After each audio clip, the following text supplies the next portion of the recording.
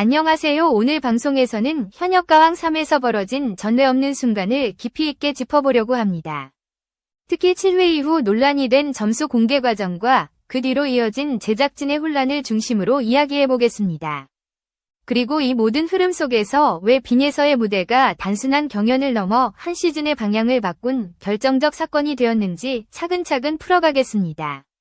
7회 방송 직후의 분위기는 흔히 말하는 경연장의 열기와는 거리가 멀었습니다. 오히려 저는 그날의 현장을 초상집에 비유하고 싶습니다. 강력한 우승 후보로 평가되던 빈에서가 충격적인 점수를 받자 객석에서는 야유가 터져나왔고 심사위원들마저 서로 눈치를 보며 말을 아끼는 모습이 포착됐습니다. 그런데 화면보다 더 낯설고 불길했던 건 그 순간 신동엽의 얼굴이었습니다. 큐시트를 들고 있었지만 그는 멘트를 생각하는 사람이 아니었습니다. 저는 그 표정을 보며 이 상황 자체를 받아들이기를 거부하고 있다는 느낌을 강하게 받았습니다. 방송을 누구보다 유연하게 이끌어온 베테랑 MC가 말을 잃었다는 것 이 자체가 그날의 결과가 단순히 낮은 점수 이상의 의미를 갖고 있음을 증명하는 장면이었습니다. 이 지점에서 저는 한 가지 질문을 던져야 했습니다. 왜 하필 빈에서였을까? 그녀는 이번 시즌에서 가장 안정적인 화제성과 실력을 동시에 확보한 참가자였습니다. 제작진 입장에서 보면 늘 1등만 하는 구도는 완성도는 높지만 서사적 긴장감은 떨어질 수 있습니다.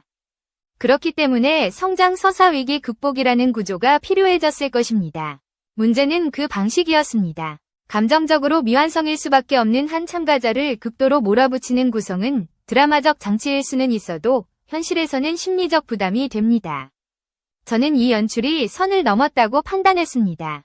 감사합니다. 제 영상을 시청해주셔서 정말 감사드리며 채널 구독을 해주시면 제가 앞으로 더 좋은 콘텐츠를 만들 수 있는 큰 힘이 됩니다. 신동엽이 불편함을 드러낸 이유도 저는 이 연결선에 있다고 봅니다. 그는 단순히 진행자가 아니라 현장을 지켜보는 어른이었습니다. 그래서 결과 집계 과정의 오류를 재확인해달라고 요청했다는 이야기를 들었을 때 저는 그것을 항의라기보다는 최소한의 책무라고 해석했습니다. 점수의 문제가 아니라 사람이 감당해야 할 무게의 문제였기 때문입니다. 그리고 이 일련의 흐름이 결국 빈에서에게 더 큰 부담으로 돌아왔습니다. 흔들린 멘탈 속에서도 그녀는 마지막 무대를 준비해야 했고 제작진은 서사를 수정해야 하는 상황에 놓였습니다. 바로 이 국면에서 현역가왕 3는 스스로 만들어온 규칙과 관성이 흔들리고 있었습니다. 이 격변이 어떤 결과를 만들어냈는지는 다음 부분에서 이어서 설명드리겠습니다. 7회 방송 이후의 현장은 단순한 논란을 넘어 이미 위기 상황에 가까웠습니다. 무엇보다 제작진 내부에서도 점수 공개 직후의 공기와 반응이 예상을 벗어났다는 말이 반복해서 흘러나왔습니다. 방청객들은 멘트 한 줄 나오기도 전에 웅성였고 심사위원석에서는 누구도 먼저 입을 열지 못했습니다. 이 침묵은 기술적 오류나 단순한 판단 착오에서 비롯된 것이 아니었습니다. 빈에서라는 특정 참가자에게만 유독 가혹하게 보였던 흐름에 대한 불편함이 집단적으로 표면 위로 올라온 순간이었습니다. 무대 뒤편의 상황은 더 복잡했습니다. 가장 큰 충격을 받은 사람은 당연히 빈에서였습니다. 평소 누구보다 침착하게 무대를 준비하던 그녀는 점수 공개 직후 완전히 무너진 듯한 모습이었습니다. 어린 참가자가 감당하기 어려운 무게였습니다. 대기실로 돌아간 뒤 터져나온 눈물은 단순한 슬픔이 아니라 스스로 무엇을 잘못했는지조차 판단하기 힘든 혼란의 울음이었습니다. 이 장면이 편집이 아니라 현실이었다는 점에서 저는 오랫동안 마음이 무거웠습니다. 하지만 이 혼란을 가장 가까운 자리에서 마주한 인물은 바로 신동엽이었습니다. 그는 생산된 서사와 실제 상황의 괴리를 누구보다 먼저 감지한 사람이었습니다. 객관적인 진행의 위치에 있으면서도 그날만큼은 철저히 인간적인 선택을 해야 했습니다. 그래서 큐시트를 바라보던 그의 표정이 흔들렸던 것입니다. 이 상황을 단순히 엔터테인먼트의 흐름으로 정리할 수 없다는 본능적인 판단이었습니다. 이 판단이 결국 제작진에게 결과 집계 과정을 다시 확인해달라는 요청으로 이어졌습니다. 이는 방송 루틴을 거스르는 이례적인 행동이었지만 그만큼 현장의 공기가 심상치 않았다는 방증이었습니다. 이 시점에서 중요한 것은 빈에서의 심리가 어떻게 변했는가였습니다. 어린 참가자가 경연을 준비하는 과정에서 극단적인 감정의 파동을 겪게 되면 보통 두 가지 반응이 나타납니다. 완전히 무너져 회복이 힘들어지거나 반대로 모든 감정을 에너지로 전환해 무대 위에서 폭발시키는 방식입니다. 빈예선은 후자를 선택할 가능성이 보였습니다. 충격과 혼란 속에서도 다시 노래를 준비하려는 움직임은 그녀가 단순한 참가자가 아니라 무대를 진심으로 대하는 사람이라는 사실을 증명했습니다. 이러한 태도는 그 다음 회차에서 벌어질 전환점을 예고하는 조용한 신호였습니다. 제작진은 이 국면에서 또 다른 고민에 직면했습니다. 이미 점수 논란이 발생한 상황에서 동일한 구도를 반복할 경우 비난의 방향은 출연자뿐 아니라 방송 자체를 향할 수 있었습니다.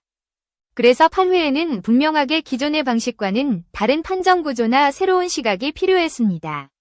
이 빈틈을 채우며 등장한 인물이 바로 임의자 심사위원이었습니다. 그녀는 단순한 특별 출연자가 아니라 이 흐름을 재정의할 수 있는 힘을 가진 인물이었습니다. 다음 부분에서는 그녀가 어떤 방식으로 기존 구조를 바꾸고 상황을 뒤흔들었는지 자세히 이야기해보겠습니다. 8회 예고편에 임의자 심사위원이 등장한 순간 저는 흐름이 완전히 바뀔 것이라는 확신을 가졌습니다. 그녀는 단순히 이름값이 큰 인물이 아니라 방송 문법에 휘둘리지 않는 몇 안 되는 권위를 가진 심사위원이었습니다. 이 말은 즉 그녀가 내리는 판단은 서사를 위해 조정될 수 없고 누구도 쉽게 개입할 수 없다는 뜻이었습니다. 그래서 그녀의 등장은 흔들리고 있던 구조에 새로운 기준을 들이대는 행위와 같았습니다. 현장에 도착한 임의자 심사위원은 다른 누구보다 먼저 빈예서의 점수표를 요청했습니다. 그녀는 그 자리에서 이전 회차의 점수 배분에 문제가 있다고 강하게 지적한 것으로 알려졌습니다.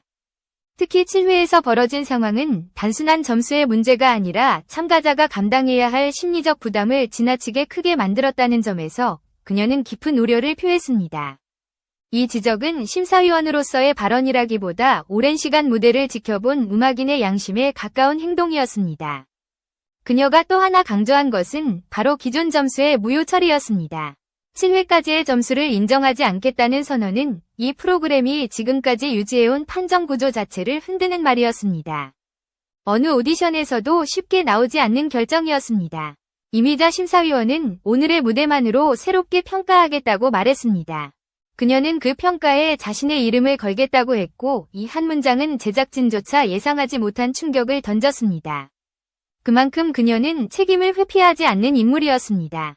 이 선언은 빈예서에게 또 다른 부담을 주는 동시에 새로운 기회를 만들어냈습니다.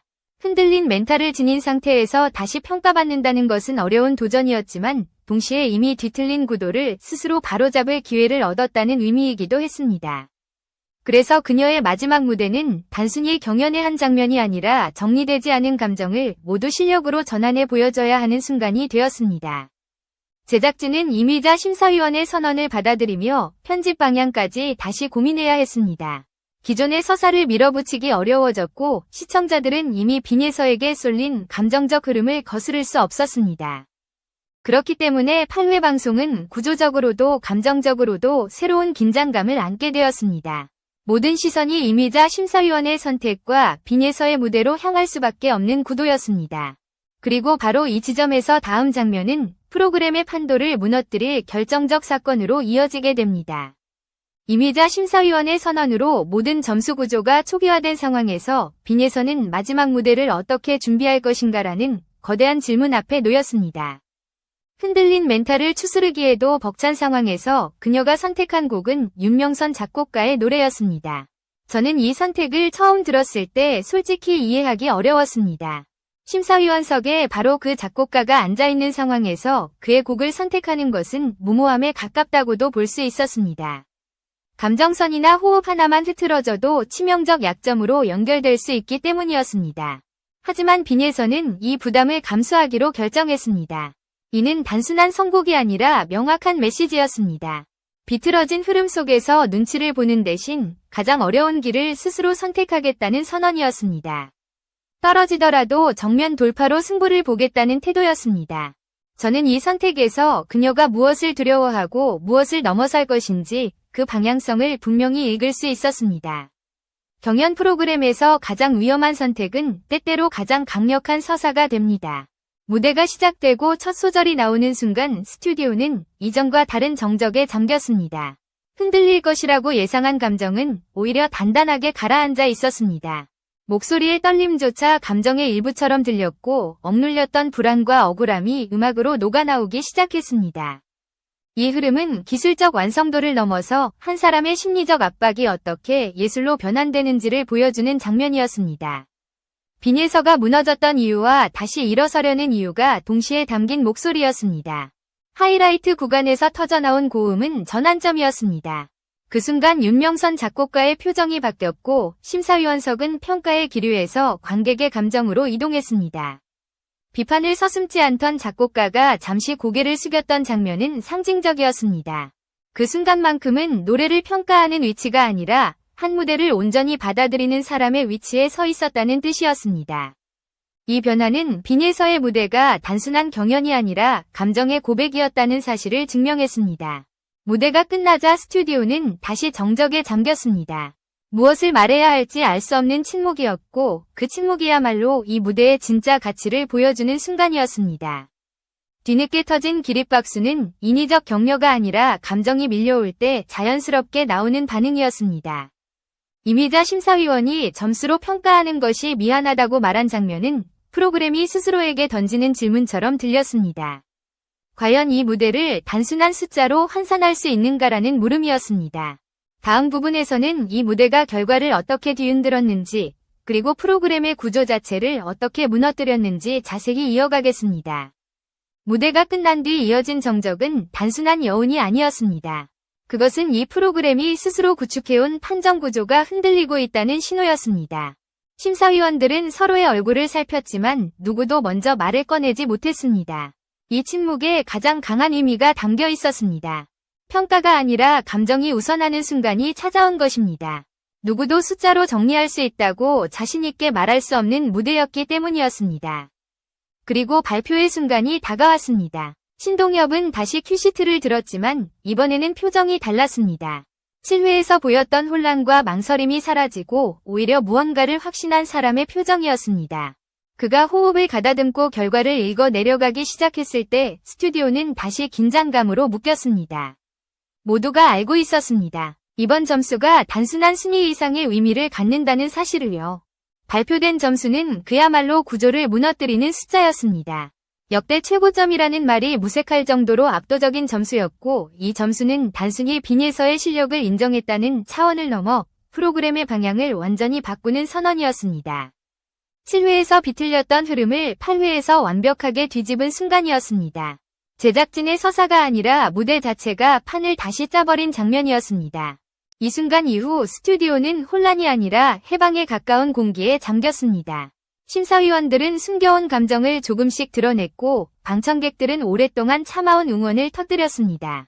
윤명선 작곡가는 자신의 곡을 이토록 정면으로 소화해낸 참가자를 보며 더 이상 엄격한 평가자의 위치에 머물 수 없었습니다. 이미자 심사위원은 한참 동안 말문을 열지 못하다가 결국 점수라는 기준이 무대를 설명할 수 없다는 말을 조용히 남겼습니다. 이것은 단순한 칭찬이 아니라 구조적 질문이었습니다. 이 프로그램이 진정 무엇을 기준으로 참가자를 평가해야 하는가라는 근본적인 물음이었습니다. 결과 발표 직후 빈예서의 표정은 말로 표현하기 어려운 감정의 교차점이었습니다. 혼란과 안도, 슬픔과 해소가 동시에 섞여 있었고 이 감정의 뒤섞임이야말로 그녀가 이 무대에서 무엇을 견뎌왔는지를 정확하게 보여주는 장면이었습니다. 생존이 아니라 증명에 가까운 승리였습니다. 그리고 이 승리는 기획된 서사가 아니라 한 사람이 감정과 실력으로 밀어붙인 결과였습니다.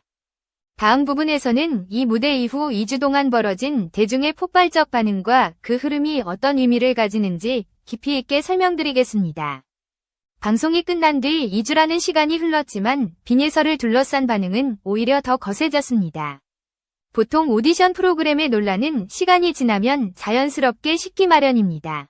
그러나 이번에는 정반대였습니다. 영상 플랫폼과 SNS에서는 하루에도 수천 개의 관련 콘텐츠가 업로드되었고 댓글 수는 수백만을 넘어섰습니다. 중요한 점은 이 반응의 방향이었습니다. 비난이나 조롱이 아니라 보호와 옹호 위로가 압도적으로 많았다는 사실이었습니다. 대중은 빈예서의 작은 실수조차 문제 삼지 않았습니다. 오히려 그 나이에 이 정도 실력이면 이미 비정상적으로 성장한 것이라는 평가가 이어졌고 완벽을 요구하는 것이 더욱 잔인하다는 공감이 크게 확산되었습니다. 특히 부모 시청자들의 반응은 이번 사태의 본질을 가장 정확하게 짚어냈습니다. 그들은 빈예서의 눈물에서 자신의 아이를 보았고 그 상황에서 무너지지 않는 것이 오히려 이상하다는 의견을 반복했습니다. 이 공감의 폭발은 단순한 팬덤의 움직임이 아니었습니다. 구조적 압박과 감정적 부담을 한 어린 참가자가 홀로 감당해야 했다는 현실을 대중이 직관적으로 이해하고 반응한 것입니다. 그래서 빈예서의 눈물은 개인의 약함을 상징하지 않았습니다. 오히려 지나치게 경쟁을 강요하는 시스템 전체를 드러낸 장면이 되었습니다. 이 흐름에서 가장 인상적인 지점은 대중이 더 이상 점수와 순위를 중심으로 무대를 바라보지 않는다는 변화였습니다. 누가 몇 점을 받았는지, 누가 탈락 위기인지보다 빈예서가 어떤 환경에서 어떤 감정적 압박을 견뎌왔는지를 분석하는 콘텐츠가 훨씬 많았습니다. 이는 평가 중심의 오디션 구조가 시청자들에게 더 이상 절대적 기준이 아니라는 점을 의미합니다. 감정과 공감이 무대를 해석하는 새로운 렌즈가 되었고, 빈예서는 그 중심에 서게 되었습니다. 이러한 변화는 단순한 인기의 문제가 아니라 지금의 시청 문화가 어떤 방향으로 이동하고 있는지를 보여주는 중요한 신호였습니다. 저는 이 흐름이 우승보다 더 큰 의미를 가진 결과라고 생각합니다. 오디션 프로그램에서는 보통 강한 사람이 살아남습니다. 하지만 이번에는 달랐습니다. 대중은 실력 이전에 한 사람의 감정을 먼저 지켜야 한다고 반응했습니다. 누군가를 소비하는 방식이 아니라 보호하려는 방식의 지지가 형성되었습니다. 그래서 저는 이 문장을 이번 사태의 핵심으로 봅니다. 빈예서는 잘못하지 않았다. 이 한 문장은 빈예서를 향한 응원의 본질이자 대중이 프로그램에 던진 메시지였습니다. 한 사람의 감정을 비용으로 삼는 구조는 더 이상 받아들여지지 않는다는 선언이었습니다. 어쩌면 빈예서는 이번 무대에서 1등을 했기 때문에 기억되는 것이 아닐지도 모릅니다. 울었기 때문에, 그리고 그 눈물을 대중이 외면하지 않았기 때문에 오래 기억될 것입니다. 저는 그것이 이번 시즌에서 가장 본질적이고 자랑스러운 장면이라고 믿습니다. 한 프로그램이 한 참가자를 넘어 시청 문화 전체의 변화를 이끌어낸 순간이었으며 빈예서의 목소리는 그 변화의 중심에서 가장 정확한 울림을 만들어냈습니다. 그리고 이 흐름은 단순한 에피소드로 사라지지 않을 것입니다.